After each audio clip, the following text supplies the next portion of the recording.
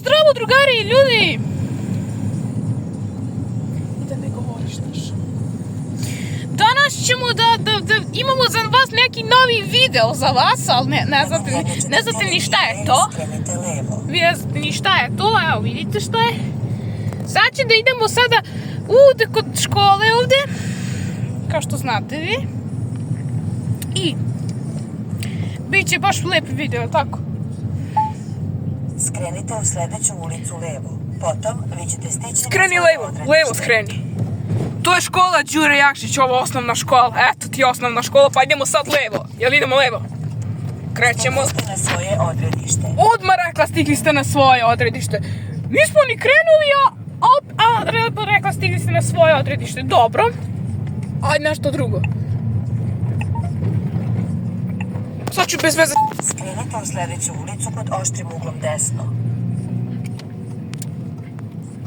Sad ćemo da idemo sada desno. Pokazati da ideš desno.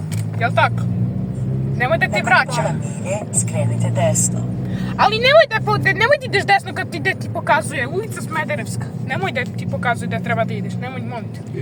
Idi desno. Ovdje. Da, desno. Da te vraća, jel može? Rekli smo nema priče, znaš. Rekli smo nema priče. Izračunati ponovo. Nakon jedne četvrtine. Nakon jedne četvrtine. A nije rekla skrenite levo. Prekoračili ste brzinu. Prekoračio si brzinu. Ti si prekoračio brzinu, znaš. Sad mi možda neće više da padne sada na navigacija zato što je sada nije više mokro staklo, jel tako? Jel tako? U stvari možemo i, ne znam... radi možda radio puls, a? Koji mi igra glavu ovako? Sad će da vidimo. 85,... Skrenite u sljedeću ulicu desno. Skrenite u Pokazi ti sljedeću ideš ulicu desno. desno. Češ skreš desno.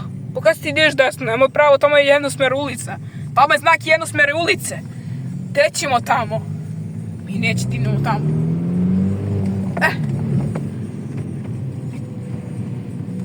Nakon 600 stopa skrenite levo. Kaži ti da skreneš levo. A gdje levo da skrenemo kad ne znam gdje ćemo levo? Gdje ćemo levo, a? Skrenite u sljedeću ulicu levo. Pa